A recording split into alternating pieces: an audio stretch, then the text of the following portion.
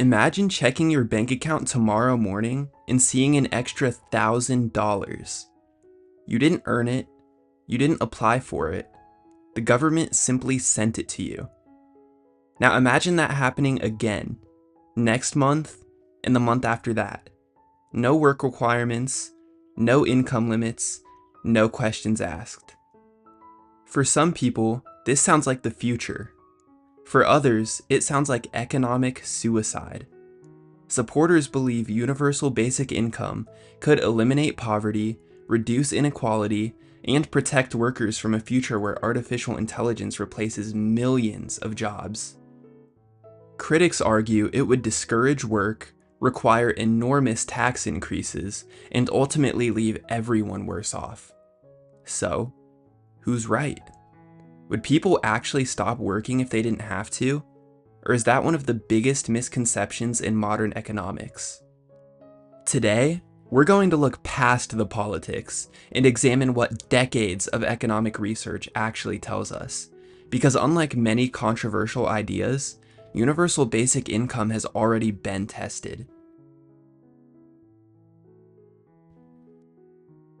At its core, universal basic income, often shortened to UBI, is surprisingly simple. Every citizen receives a guaranteed payment from the government on a regular basis.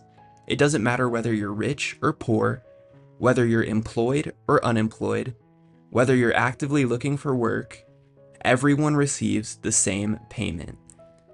This makes UBI fundamentally different from traditional welfare programs. Most government assistance programs require recipients to meet specific qualifications. Some have income limits, others require proof that you're looking for work. Some even restrict how the money can be spent. Universal basic income removes all of those conditions. The money simply arrives. The idea itself isn't new. Economists and political philosophers have debated versions of universal basic income for more than 2 centuries. But in recent years, the idea has exploded in popularity. Why? Because many people believe we're entering a period unlike anything we've experienced before. Artificial intelligence is advancing rapidly. Automation continues replacing human labor, and many workers feel that wages haven't kept pace with the rising cost of housing, healthcare, and everyday life. For supporters, universal basic income offers a simple solution. Give everyone enough money to cover their basic needs. No one falls into extreme poverty, no one loses everything because of one unexpected emergency, and people finally have the financial security to make better long-term decisions. At least, that's the theory. The real question is whether it actually works. And to answer that, we first need to understand why so many economists disagree about what would happen next. If universal basic income sounds like such a simple solution, why hasn't any country adopted it? The answer is surprisingly simple. Economists don't agree on what people would actually do if they received guaranteed income. Supporters believe UBI would give people something that they rarely have today: security. Imagine losing your job tomorrow.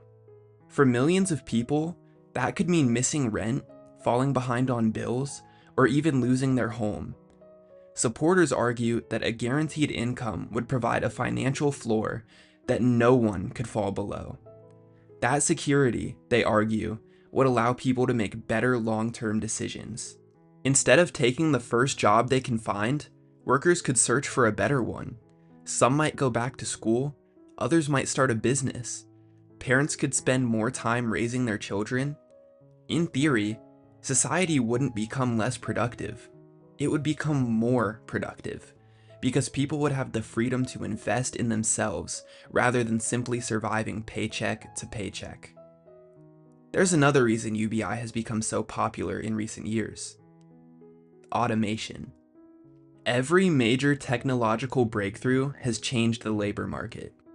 Factories reduced the need for manual labor, computers automated office work, Now artificial intelligence is beginning to perform tasks that many people once thought only humans could do. If machines eventually replace millions of jobs, supporters argue society may need an entirely new way of distributing income. But critics believe this argument ignores one fundamental economic principle. People respond to incentives.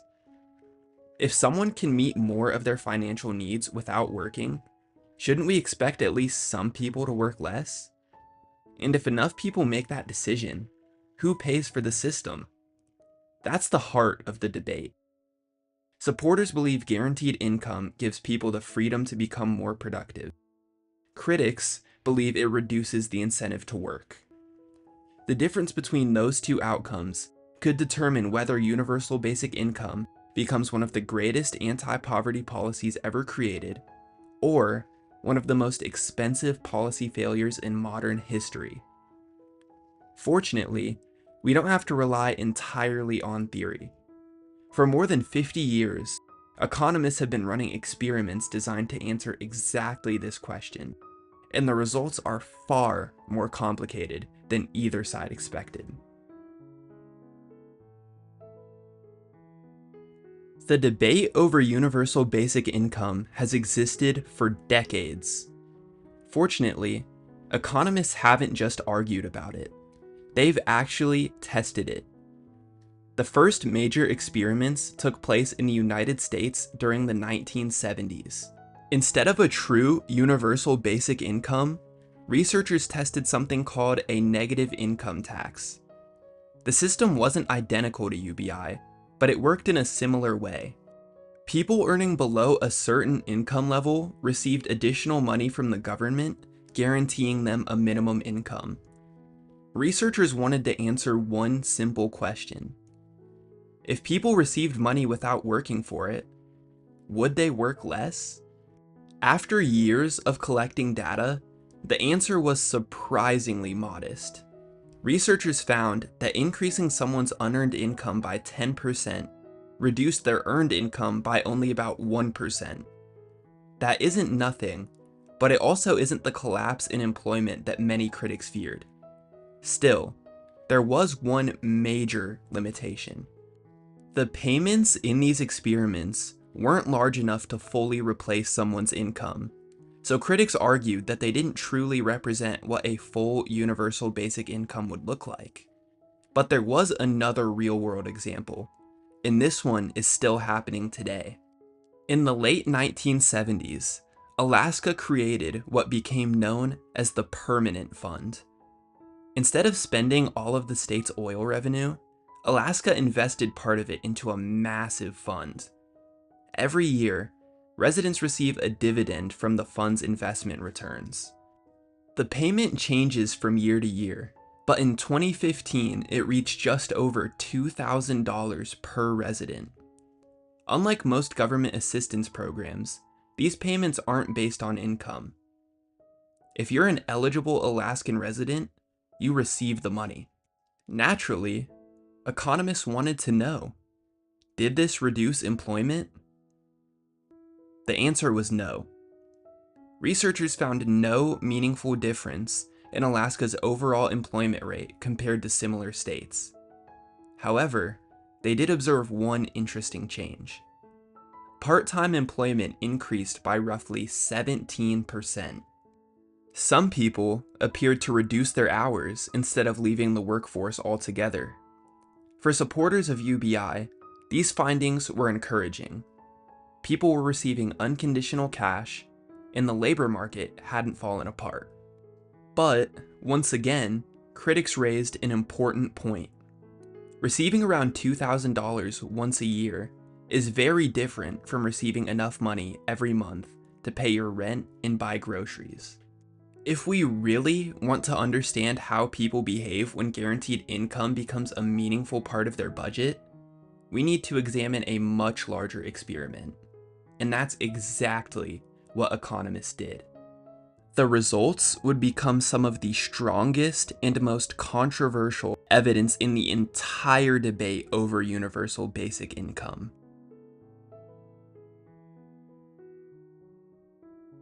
By this point, the evidence was pointing in a surprising direction. Small unconditional cash payments didn't seem to dramatically reduce employment. But critics continued to make the same argument, which was, of course people kept working. The payments weren't large enough to live on. It was a fair criticism. If economists wanted to understand what a true universal basic income might do, they needed a study where the payments were large enough to meaningfully change someone's financial situation. That is exactly what the OpenResearch Unconditional Income Study, better known as ORUS, set out to do. Beginning in 2020, researchers followed roughly 3,000 participants across north-central Texas and northern Illinois, including areas around Dallas, Fort Worth, and Chicago. Participants were between 21 and 40 years old and earned less than 300% of the federal poverty line. Unlike Alaska's yearly dividend, this wasn't a one-time payment or a small bonus. Participants received substantial, unconditional cash payments over a period of 3 years, making this one of the closest real-world approximations to universal basic income ever studied in the United States.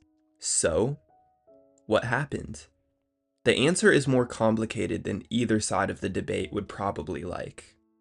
Earned income in households receiving the unconditional payments decreased by $4,300 per year compared to their peers in the control group. At first, that sounds like a major victory for critics, but looking only at income doesn't tell the whole story. Researchers also measured how much participants actually worked. On average, people reduced their labor by only 1 to 2 hours per week. That's a meaningful reduction, but it isn't the mass exodus from the workforce that many opponents predicted. Supporters often argue that guaranteed income gives people the opportunity to invest in themselves. Maybe they'll go back to school, learn new skills, or finally start the business they've always dreamed about. But the data didn't strongly support that idea either. Researchers found no significant increase in self-employment income, suggesting participants weren't using the extra financial security to start substantially more businesses. Even more surprising was the ways in which many people chose to spend their extra time. Rather than investing heavily in education or entrepreneurship, much of that additional time was simply spent on leisure. That doesn't necessarily mean people made the wrong choice. After all, spending more time with family, resting, or reducing stress has value that isn't captured by GDP. But from a purely economic perspective, it weakens one of the strongest arguments in favor of universal basic income: that people would use guaranteed income to become significantly more productive over time. So where does this leave us? The Alaska experiment suggested almost no impact on employment. The negative income tax experiments found only a very small reduction in work. The ORUS study found a larger, but still relatively modest, decline in labor supply. Instead of providing one clear answer, the evidence points towards something much more nuanced. Universal basic income probably doesn't cause people to stop working altogether, but it does appear to reduce how much some people choose to work. The real question is whether the benefits of that trade-off outweigh the costs, and employment isn't the only thing researchers measured.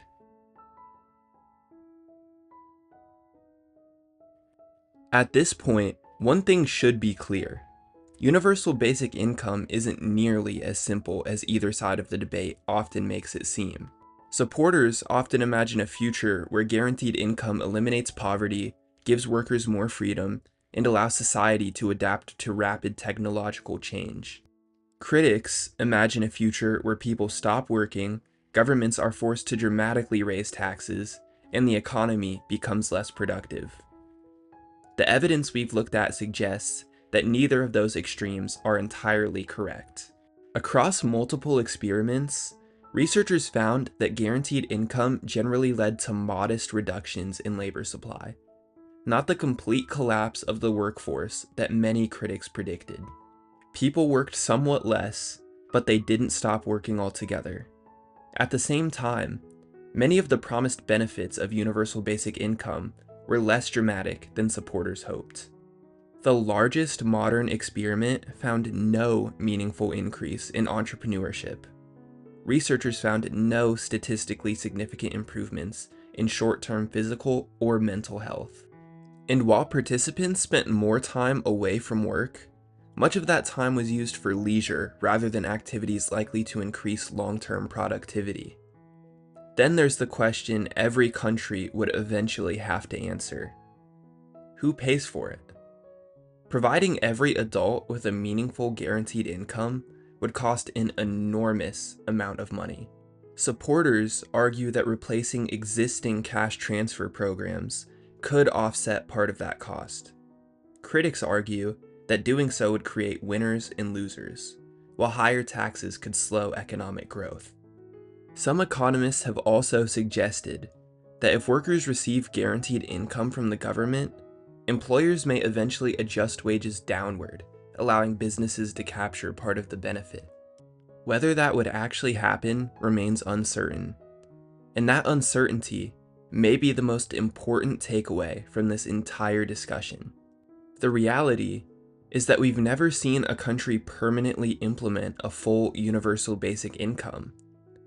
Most of the evidence comes from pilot programs, natural experiments, or temporary studies.